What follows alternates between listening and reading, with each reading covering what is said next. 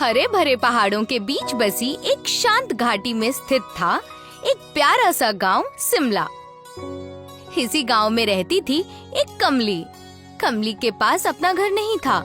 वो अपने mummy papa और छोटे भाई के साथ गांव के किनारे एक किराए के घर में रहती थी। जिंदगी सीधी सादी थी, हंसी खुशी से भरा हुआ, मगर पैसों की तंगी हमेशा रहती थी। दीदी। हाँ गोलू, क्या हुआ मेरे भाई को? वो स्कूल में कहा है मेरी फीस बाकी है ना, तो मुझे रिजल्ट नहीं मिलेगा, इसलिए जल्दी से जल्दी फीस भरनी है। अच्छा, ऐसा कहा टीचर ने? ठीक है, टीचर से कह देना हम जल्दी ही फीस भर देंगे, ठीक है? हाँ। परिवार की मदद करने के लिए कमली गांव के इकलौते होटल द कोजी इन में काम करती थी। वो कोई रसोइया या वेटर नहीं थी, बस एक छोटी सहायक। वो टेबल साफ करती, फर्श पोंछती और छोटे मोटे काम संभालती। इस होटल के मालिक शर्मा जी एक रहमदिल इंसान थे। वो कमली को हमेशा इज्जत देते और जिंदगी की बातें भी सिखाते। अरे कमली बेटी, तुम अभी तक घर नहीं गई? नहीं, वो बस थोड़ा सा काम बाकी था, तो सोचा पहले निपटा लूं, फिर घर जाऊं।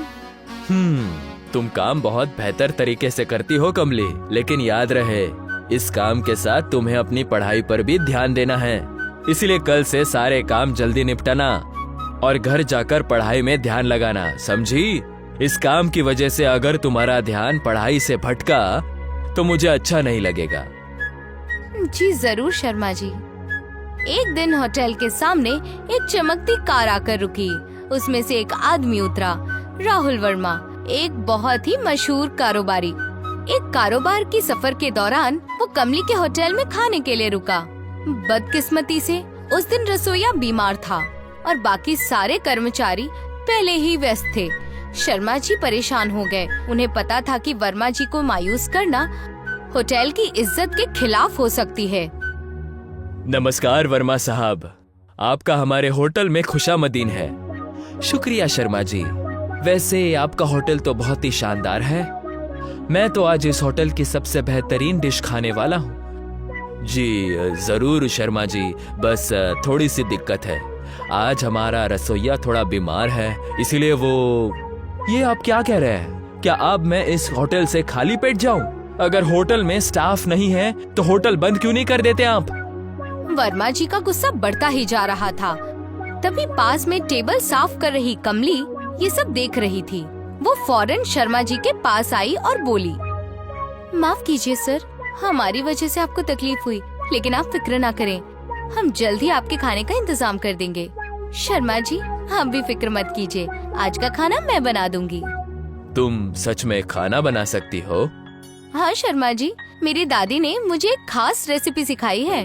हमारे परिवार में सालों से चलती आ रही है। आज मैं वही डिश बनाऊंगी।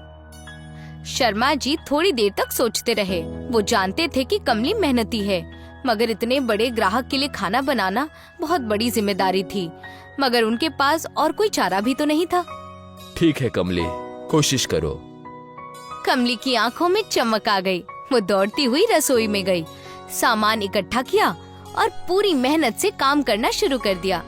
वो बांस के मोमोज बनाने जा रही थी, एक अनोखा डिश जो उसके खानदान में शिमला की पहाड़ियों में रहते हुए इजाद किया था।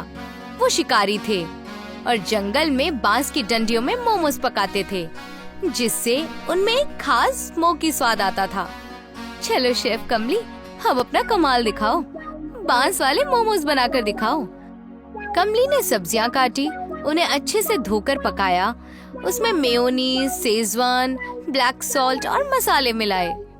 अरे वाह, ये तो काफी मजेदार और लजीज लग रहा है। चलो अब मैदा भी भून लेती हूँ। कमली ने जल्दी से मैदा गूंथा और उसमें सब्जियों का मिश्रण भर दिया। फिर उसने उन्हें बांस की खोखली डंडियों में भरा, मिट्टी से ढककर अंगीठी पर पकाया। जैसे जैसे बांस से खुशबू उठी, रसोई एक अनोखी खुशबूदार धुएं से भर गई, जिसकी वजह से कमली की आंखों में अपनी दादी की यादें तैरने लगी, जो हमेशा कहती थी, बेटी, खाना सिर्फ पेट भरने के लिए नहीं होता, वो मोहब्बत और रिवाज को जोड़ने का जरिया है। खाना तैयार होते ही कमली ने अपने बनाए स्पेशल मोमोज वर्मा जी को परोसे। उन्हें देखकर वर्मा जी के चेहरे पर खुशी छलकने लगी।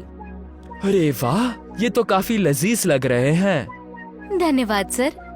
वर्मा जी ने धीरे से एक मोमोज उठाया और पहला निवाला लिया। उनकी आंखें हैरानी से फैल गईं। वाह, क्या बात है, लाजवाब, बहुत खूब। मोमोज का स्वाद अद्भुत था। मसालों की गर्माहट और बांस की खुशबू ने दिल जीत लिया।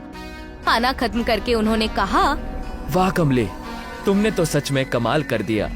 शुक्रिया सर, मुझे खुशी है कि आपको मेरे हाथों से बना खाना पसंद आया।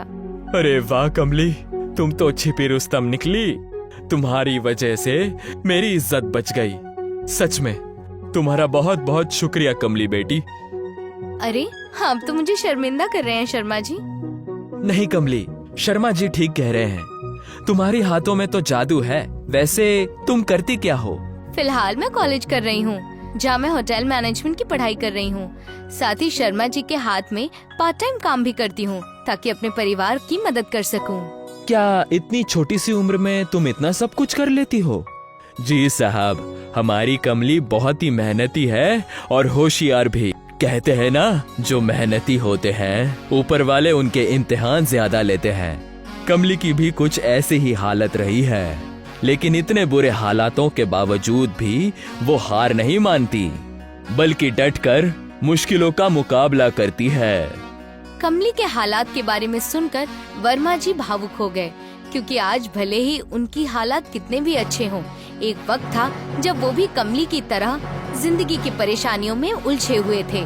कमली की कहानी सुनकर उन्हें उनके पुराने दिन याद आ गए। वाह कमली, तुम्हारी तारीफ जितनी करूं उतनी कम है। मुझे माफ करना। यहाँ जब मैं आया था तभी तुम दोनों से मैं बहुत अकड़ कर पेश आया, लेकिन तुम्हारी मेहनत ने मुझे अपने पुराने दिन याद दिलाए। वर्मा जी ने तुरंत अपना बटवा निकाला और कमली को एक अच्छा इनाम दिया। तुम्हारे इस हुनर को जिंदा रखना बहुत जरूरी है। आगे बढ़ो और इस कला को दुनिया तक पहुंचाओ। जरूर सर। कमली की आंखों में खुशी के आंसू थे। वो दौड़कर अपने मम्मी पापा को सब कुछ बताने गई। वो इन पैसों से अपने घर का किराया भर सकी, जरूरी सामान खरीद सकी और थोड़ा पैसा बांस के मोमोज बनाने के लिए भी बचा लिया। धीरे धीरे गांव में उसकी चर्चा फैलने लगी। लोग दूर दूर से बांस के मोमोज खाने आने लगे। द कोजी इन होटल भी मशहूर हो गया और कमली गांव की हीरो बन गई। कहानी से सीख: मेहनत, आत्मविश्वास और रिवाज के मेल से इंसान अपनी किस्मत बदल सकता है।